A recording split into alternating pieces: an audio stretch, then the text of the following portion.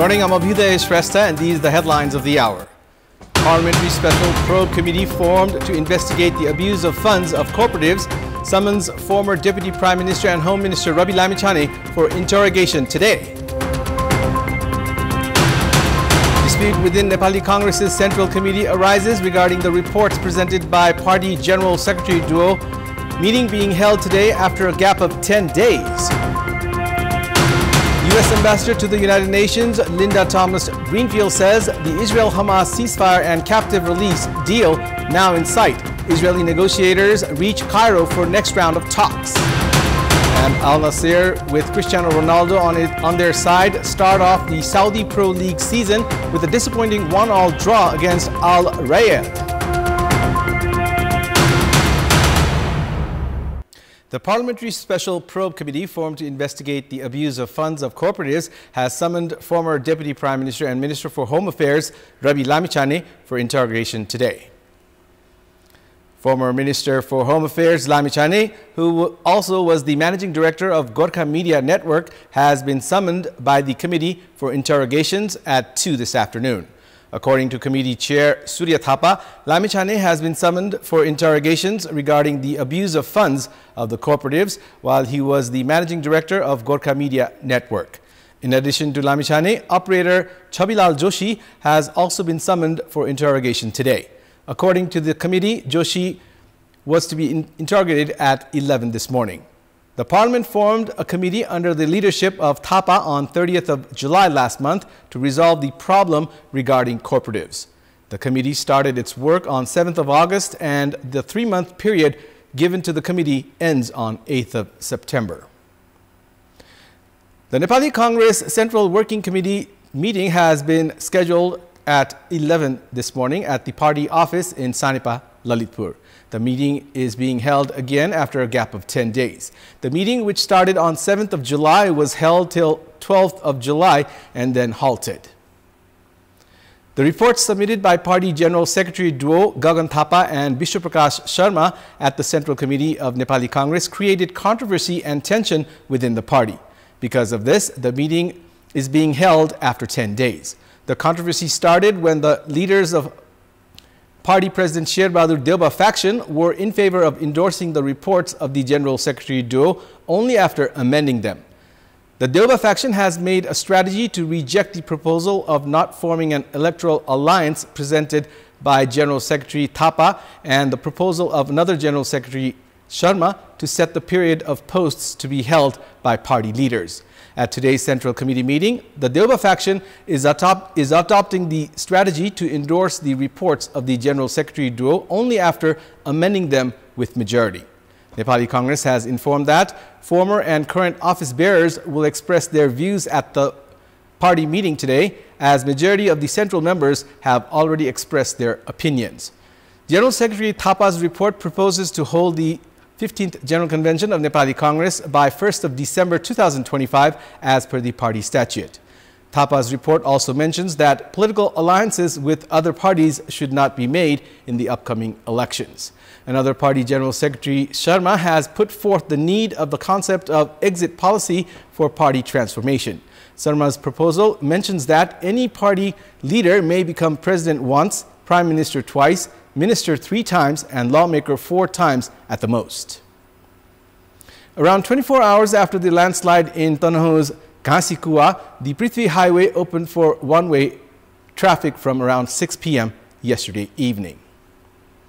However, traffic flow along this road has been difficult due to the operation of one-way vehicular movement. The debris of the landslide that occurred at Ghasikua last Wednesday at around 5 p.m. was cleared yesterday evening.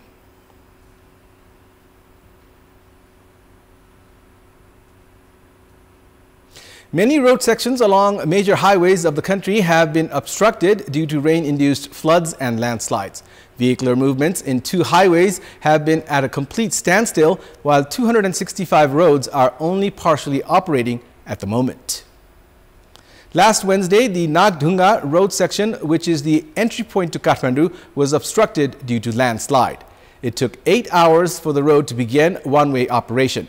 The incident near the federal capital highlighted on the lack of effective mechanism to deal with road obstructions due to disasters. हिजोको चाहिँ एउटा individual exceptional case हो लगातार पानी पनि पर्नेको लगातार आउँदै गरेको हुनाले जति सफा गर्यो नयाँ नयाँ क्रिएट माथिदेखि आएको हुनाले कहिलेकाहीँ चाहिँ बर्खाको समयमा कहिलेकाहीँ स्थान विशेषमा त्यस्तो हुन सक्छ त्यो टेक्निकल कुरा हो त्यो गर्न नसकेको भन्ने Majority of the roads connecting Kathmandu, Naranghat, Pokhara, Butwal, among other cities have been obstructed on a daily basis during monsoon. एकदम जोखिमपूर्ण छ यात्रा माथिबाट पहिरो आउने लेते लाग्ने भइरहेछ तलतिरबाट पनि भासिरहेको अवस्था छ हामीहरुलाई हरेक ठाउँमा चाहिँ जोखिमपूर्ण यात्रा भइरहेछ गल्छीदेखि यो त्रिशुली सम्मको बाटोहरु नै खराब स्थितिमै छ जब पानी पर्दा अब पहिरो जाने लेते आउने अब हामी ड्राइभरहरुलाई चाहिँ धराप थापे जस्तो बीचमा रोकिनी अड्केर बस्नु पर्ने 2 दिनसम्म बस्न पर्ने हुन्छ कहिले अब 3 दिनसम्म बस्न पर्ने हुन्छ एकदम जोखिमपूर्ण यात्रा छ. From the Kali-Gandaki corridor to roads that connect to the eastern hilly districts, the scenario is no different. On top of the dilapidated condition, landslides and floods have damaged roads and the government has received flack for failing to conduct repair works on time. देशभर परिरहेको अविरल वर्षाका कारण जनधनको क्षति भइरहेको छ. सडक सञ्जालहरू अवरुद्ध भएका छन्. बन्द भएका सडक तत्काल खुलाउन सरकारसँग माग गर्दछु. ओखलढुङ्गा जिल्ला अहिले पनि बेला बेला नाकाबन्दी जस्तो हुन पुगेको छ. कटारीबाट आउने बाटो बन्द हुने यताबाट जाने सोखु पुल निर्माण नहुने. Minister for Fiscal Infrastructure Devendra Dahal, who is receiving criticism for the ongoing obstructions at the parliament, meanwhile expressed helplessness at the situation. Meanwhile, the Road Division has said it has deployed over 250 heavy equipment to remove debris and resume operation across the country. However, thousands of travelers are still stranded due to road obstruction. Experts say the lack of clear policies on road construction and management had resulted in this scenario every year. त्यो चाहिँ किनभने हामीले भूगर्भीय जोखिम कि पहिचान गर्न सकिनु पहिचान गरेर पनि व्यवस्थापन गर्न सकिनु किनभने हामीले चाहिँ भूगर्भीय जोखिमलाई त्यति धेरै महत्त्व पनि दिएको छैनौं खाली सडकको चाहिँ सञ्जाल बढाउन मात्र हामीले महत्त्व दिएको छौं यसले गर्दाखेरि खास गरी बर्खायाममा र सुक्खा बेलामा पनि सुक्खा पहिरो जानी बर्खामा बर्खाको चाहिँ पहिरो जानी समस्याले गर्दाखेरि मानिसहरूले चाहिँ धेरै दुःख पाइरहेको चाहिँ अवस्था छ. According to the Department of Roads, 34 highways have been obstructed 509 times in the past 4 months. Floods and landslides have caused a loss of 100 million rupees in roads and 290 million rupees in bridges. In our public voice segment, we had asked people in several provinces regarding what should be done to ensure travel along the highways are safe and easy. Let's take a look at what they had to say.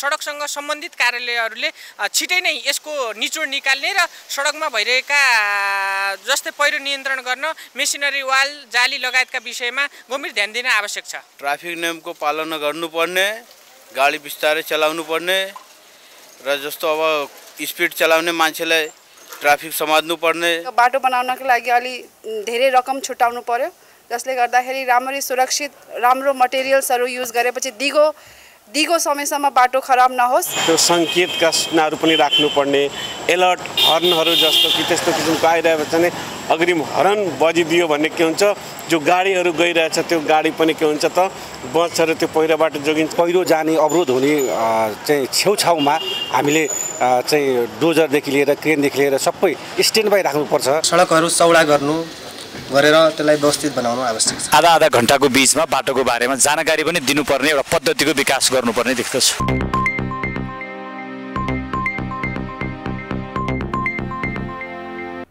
Kapilvastu's Abheudaya village in Krishnanagar Municipality 12 has been shifted 3 times in the past 8 decades. However, the village has not been free from the problem of erosion caused by river. The Ara River has now started to flow close to the village. Residents of Abheudaya village have been living in fear of the river entering the village. Joshi, Dihawa, Manpur and Hathiagad are also at risk of erosion. A landlord in Abheudaya village, Ram Sagar Chaudhary, used to own hundreds of bighas of land. His 50 bighas of land has now been swept away by Ara River. More than 1 bigha of land was swept away by the river only this year. Chaudhary doesn't even have 10 bighas of land left now. The 17 households of Abheudaya, surrounded by Ara River from 3 sides, are facing the same problem. They cannot move to the west due to the Nepal-India border. The river is just 70 meters away from the village in the east. After shifting 3 times and living at the current place, the river has changed its course and followed the village.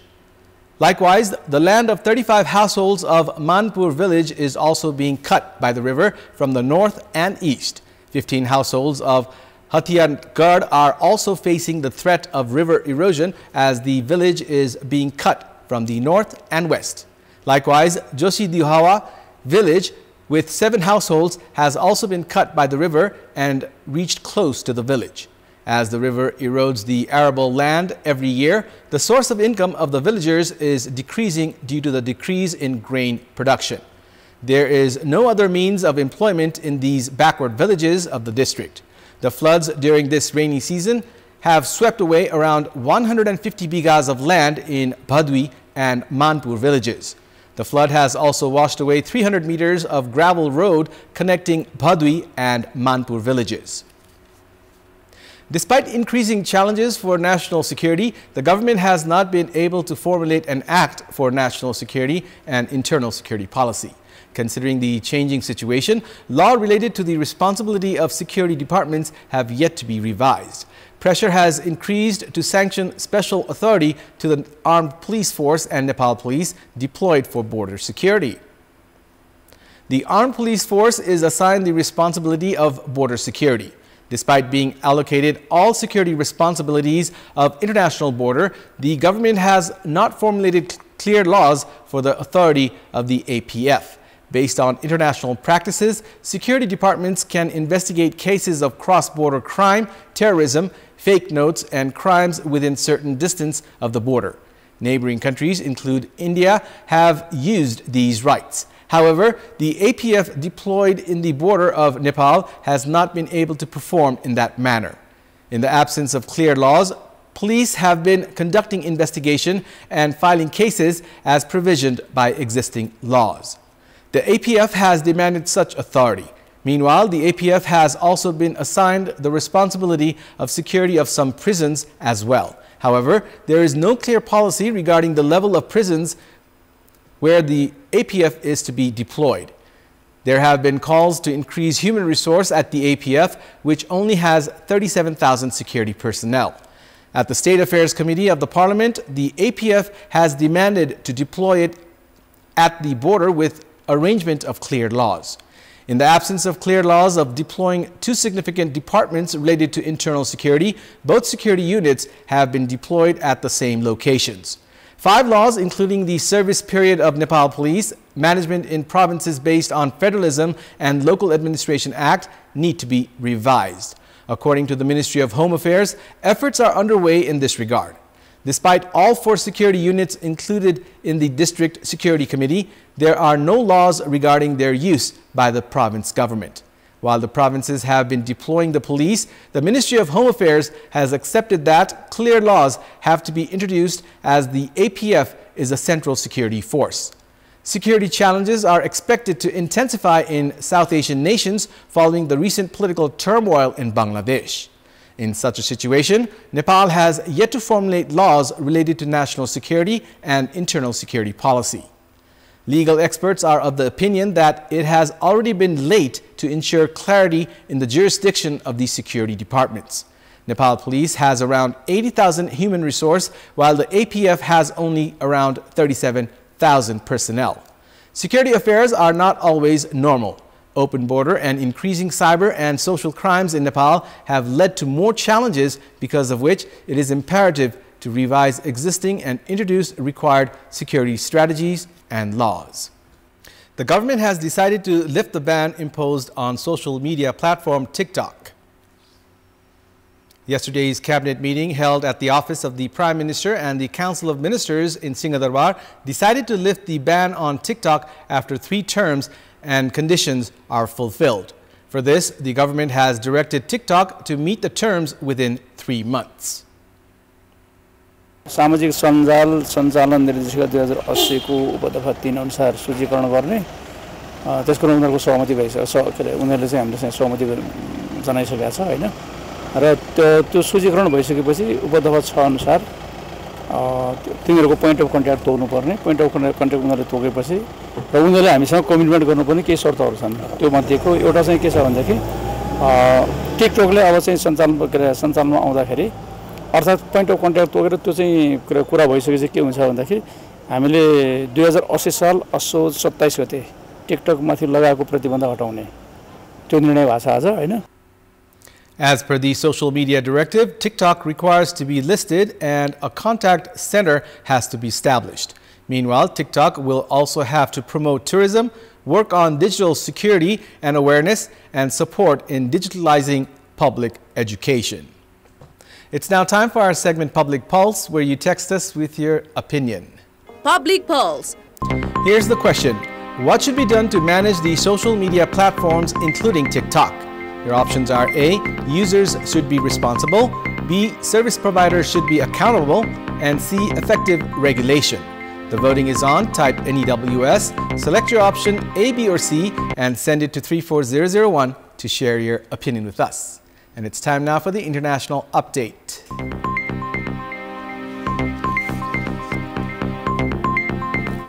Israeli negotiators have reportedly arrived for the next round of ceasefire talks in Cairo, where the issue of Egypt-Gaza border is expected to be discussed.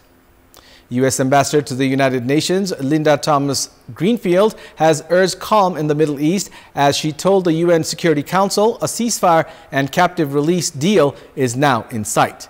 Meanwhile, Israeli Prime Minister Benjamin Netanyahu has denied reports suggesting Israel is considering agreeing to an international force being deployed along the Philadelphia corridor, the narrow border strip separating Gaza and Egypt.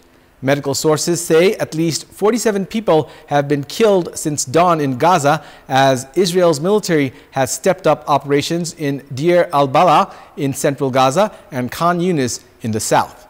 At least 40,265 people have been killed and 93,144 wounded in Israel's war on Gaza. An estimated 1,139 people were killed in Israel during the Hamas-led attacks on October 7, and more than 200 were taken captive. That's all for the moment. Thank you for watching. Have a good day.